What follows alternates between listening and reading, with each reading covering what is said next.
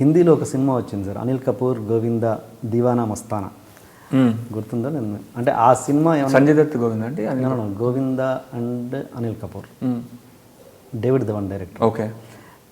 ఆ సినిమా అంటే ఆ సినిమాని కాపీ వినట్లేదు కానీ అన్న నేను డిఫెండ్ చేసుకోగలను, పర్లేదు. నాకు నిజంగా మీకు ఎక్కడైనా అనుమానం వస్తే ఎక్కడ ఏ సీన్ ఎక్కడా ఉండదు, బట్ కాన్సెప్ట్ అలాంటిది. అలా ఎక్కడన్నా మీరు 100% కాదండి, ఎందుకంటే ఈ సినిమా ఐడియా కూడా ఎక్కడి నుంచి వచ్చిందో చెప్తా.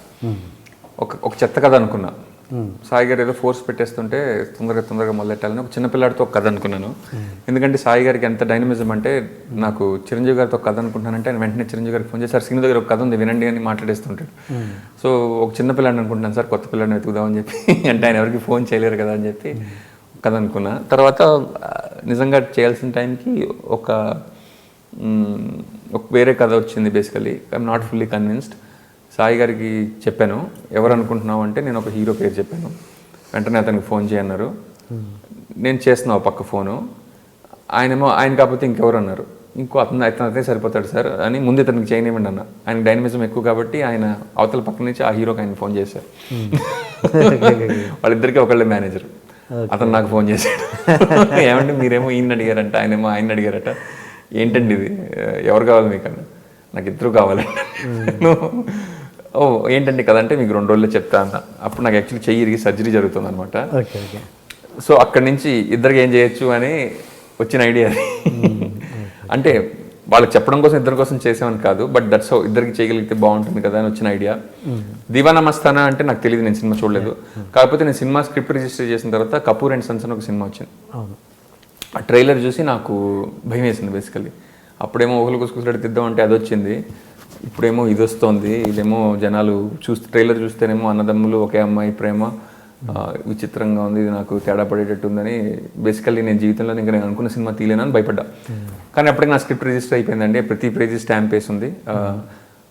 కానీ ఎంతమందికి అని చెప్పగలం, లేదండి స్టాంప్ వేశారు ఆల్రెడీ చూడండి డేట్ అని ఆ సినిమా రిలీజ్ అయిన వెంటనే వెళ్ళి చూశానండి.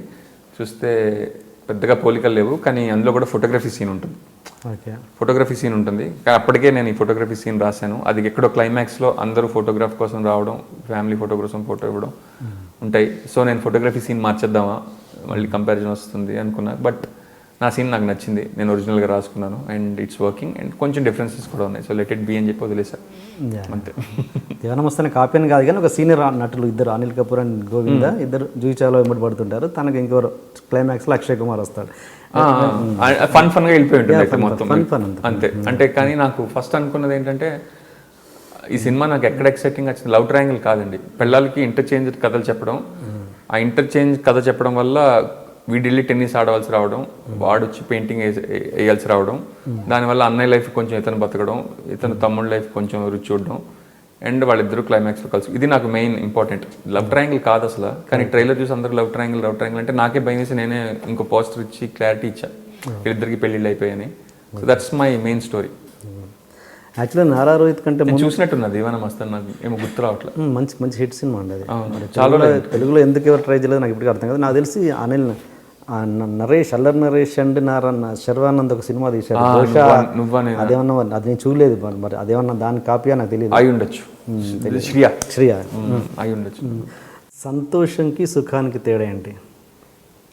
సుఖం అంటే కంఫర్ట్ అండి, సంతోషం అంటే హ్యాపీనెస్. ఇప్పుడు మీరు హాయిగా ఒక మంచి ఫ్రెండ్ ఉన్నాడు అనుకోండి, ఒక పల్లెటూరి బస్సులో మొత్తం కిక్కిరిసిపోయిన జనాలతో వెళ్ళి ఒక 2 సీట్లలో కూర్చుని అతనితో మంచి సంభాషణ మాట్లాడారు, మంచి కాన్వర్జేషన్ వచ్చి you remembered your childhood and jokes అన్ని గుర్తొచ్చాయి అనుకోండి, సంతోషంగా ఉంటుంది. కానీ కంఫర్ట్ అయితే లేదు.